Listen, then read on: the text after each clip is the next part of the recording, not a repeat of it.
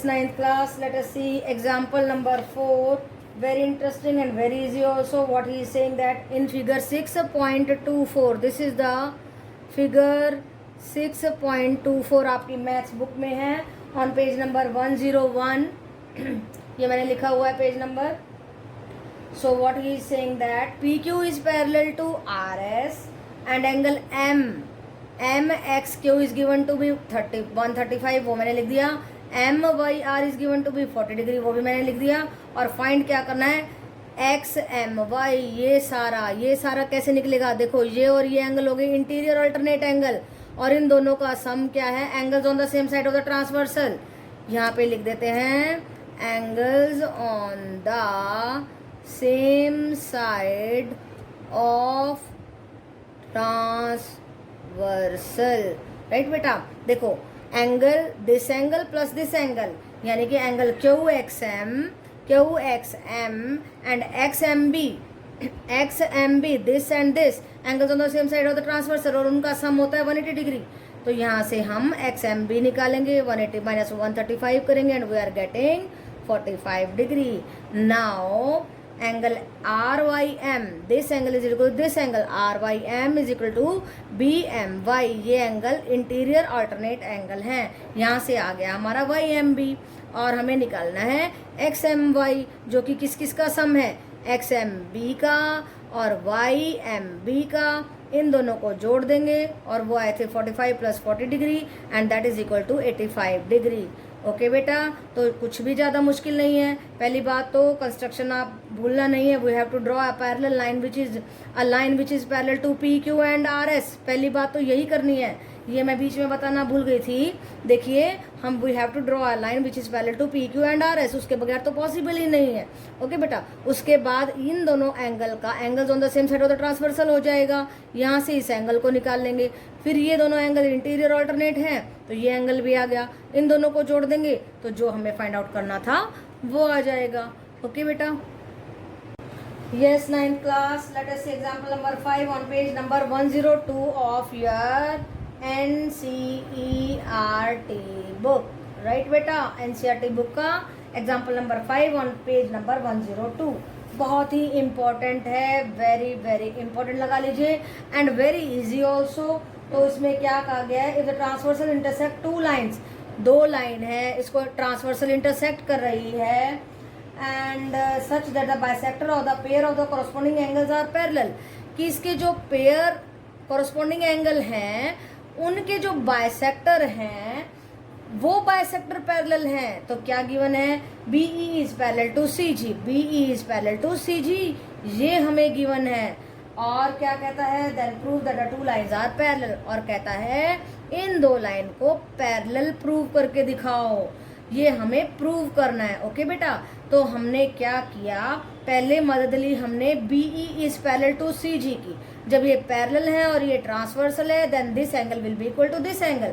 और जब ये दोनों एंगल बराबर है हमारे, ABE is equal to BCG, जब ये दोनों एंगल बराबर हैं तो इनको लिख लेते हैं. क्या लिख सकते हैं, ABE is half of ABQ, ये लिख दिया. Then BCG is half of BCS, ये लिख दिया. अब क्योंकि ये दोनों बराबर हैं, ये गिवन है ना हमारे को, so because BE is parallel to CG, this is parallel to this and this is the transversal, therefore this angle is equal to this angle because they are corresponding angles. right beta, and then जब ये corresponding angles हैं तो उसकी जगह पे हमने इन दोनों को अप्लाई कर दिया फ्रॉम 1 and 2. इसकी वैल्यू लगा दी हाफ ऑफ ABQ, इसकी वैल्यू लगा दी हाफ ऑफ BCS, हाफ से हाफ कट कर दिया and then we are getting ABQ is equal to BCS. And when ABQ is complete equal to BCS, जब ये पूरा एंगल इसके बराबर, कॉन्वर्स लगा दीजिए कॉरस्पॉन्डिंग एंगल का. जब ये दोनों एंगल बराबर हैं तो ये दोनों लाइनें पैरेलल होंगी. कौन सी लाइनें पैरेलल होंगी, PQ will be parallel to RS, hence proved. तो बेटा कुछ भी मुश्किल नहीं है. सबसे पहली बात आप गिवन पे ध्यान देंगे. गिवन क्या है, this line is parallel to this line, this is the transversal, therefore this angle is equal to this angle. इन दोनों एंगल की वैल्यू लिख दीजिए कि this is the half of this and this is the half of this, और वो value यहाँ पे लगा दी. फिर हाफ से हाफ कर दीजिए, complete angle will be equal and when these angles are equal then the converse of the corresponding angles and then PQ is parallel to RS. Okay बेटा, वेरी सिंपल, वेरी इजी, थोड़ा सा दिमाग लगाने की जरूरत है. ओके बेटा. Yes, 9th class. Now let us see example number 6 on page number 103 of your NCERT book. क्या कहता है? In the given figure 6.27 figure है, AB is parallel to this, AB is parallel to CD. Yes, AB is parallel to CD and CD is parallel to EF. ये line इसके parallel है, ये line इसके parallel है. And EA, this EA is perpendicular to AB. इस line के perpendicular है, means ये 90 डिग्री का है. और एंगल BEF जो है, BEF ये 55 डिग्री का है. फाइंड द वैल्यू ऑफ, हमें क्या निकालना है? एक्स, वाई और जेड की वैल्यूज को निकालना है. तो बेटा पहले गिवन लिख लीजिए. This line is parallel to this line, ये लिख दिया. ये लिखा पहले, this is parallel to this and this is parallel to this. Now EA is perpendicular to AB. ये तीनों बातें हमने लिख ली. और angle BEF, where is B? BEF ये 55 डिग्री दिया हुआ है और हमें फाइंड करनी है एक्स, वाई, जेड की वैल्यू. तो ध्यान से देखिए, ये जो पूरा एंगल है, this angle plus this angle, they must be 180 degree because they are angles on the same side of transversal. Right बेटा, जब ये दोनों angle same side of the transversal होंगे तो देखो CEF जो है, ये दो एंगल का सम है, जेड प्लस 55 और ये 90 डिग्री है. यहाँ से हम जेड की वैल्यू निकालेंगे and 180 minus 145 is equal to 35 degree. ये जेड आ गया 35 डिग्री.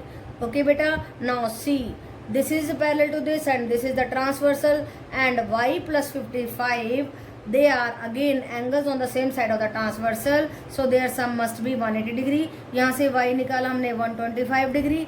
ये y 125 डिग्री आ गया. यस, ये आया था 35 डिग्री, ये आया 125 डिग्री. अब ये एंगल इस एंगल के बराबर, because they are parallel lines. ये 125 है तो ये भी 125 हो जाएगा. क्यों? Because they are corresponding angles. तो निकाल ली हमने सभी एंगल्स की वैल्यू. जेड आया 35 डिग्री, वाई आया 125 डिग्री एंड एक्स भी आया 125 डिग्री. तो कुछ भी नहीं है. आपको किस चीज़ की नॉलेज होनी चाहिए? आपको मालूम होना चाहिए कि angles on the same side of the transversal होते कौन से हैं. देखिए, this plus this, Z plus 55 plus 90 degree 180 degree. यहाँ से जेड की वैल्यू निकाल ली. Now this plus this 180 degree, again यहाँ से y की वैल्यू निकाल ली. Now y is equal to x because they are corresponding angles. Okay बेटा, so it was a very simple sum. और इस तरीके के क्वेश्चन आपके लिए ईजी हो जाने चाहिए. वो कब ईजी होंगे? जब आपके कॉन्सेप्ट्स क्लियर होंगे, जब आपको पता होगा angles on the same side of the transversal होते क्या हैं और उसको कैसे लगाना है. ओके बेटा. और कॉरस्पॉन्डिंग एंगल्स कौन से होते हैं, पैरेलल लाइंस के साथ में कॉरस्पॉन्डिंग एंगल्स का क्या रिलेशन होता है, ये सारे कॉन्सेप्ट आपको क्लियर होने चाहिए. ओके बेटा. Yes, 9th class. Let us see question number 1 of exercise 6.2. देखिए, in the figure 6.28 ये फिगर गिवन है, बाकी और कुछ नहीं गिवन है. ये एंगल गिवन है, ये एंगल गिवन है. गिवन में लिखेंगे given figure this and that. Find the angle, find the values of x and y. इस x और y की वैल्यू हमें निकालनी है. Then show that AB is, show that ये लिखेंगे आप, show that AB is parallel to CD. ध्यान रखो, ये गिवन नहीं है और ये गिवन नहीं है, इसलिए हमें एंगल इस तरीके से निकालने होंगे. कैसे? x plus 50 is equal to 180 degree because they are making a linear pair 180 degree. So x की वैल्यू आ गई 130 डिग्री. यहाँ से देखिए y is equal to 130 degree because they are vertically opposite angles and x is equal to y 130 degree, दोनों ही आ गए हैं. इसलिए they have become the interior alternate angles. देखो, इंटीरियर अंदर की तरफ, alternate means पोजीशन बदल रहे हैं. Interior alternate angles and by the converse of the interior alternate angles this line is parallel to this line, hence proved. Okay बेटा. तो आपको ये नहीं मानना है कि ये लाइन इसके पैरेलल दी हुई है, ये नहीं दी है. हमें पहले ये एंगल निकालना होगा, फिर ये एंगल निकालना होगा, क्योंकि ये दोनों एंगल बराबर हैं, इंटीरियर अल्टरनेट एंगल्स हैं, इसलिए ये लाइन इस लाइन के पैरेलल होगी। ओके बेटा, yes 9th class. Now let us see question number 2 on the page number 104 of your NCERT book. Right बेटा, देखो क्या गिवन है इन द फिगर 6.29। कौन सी फिगर है? 6.29। AB is parallel to CD and CD is parallel to EF और एक ratio दिया है y/z = 3:7।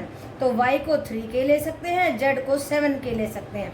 अब देखो फाइंड करना है हमें x, ये x फाइंड आउट करना है ये वाला। तो ध्यान से देखिए, ये y है तो ये एंगल हो जाएगा 180 degree minus y, because they are making the linear pair.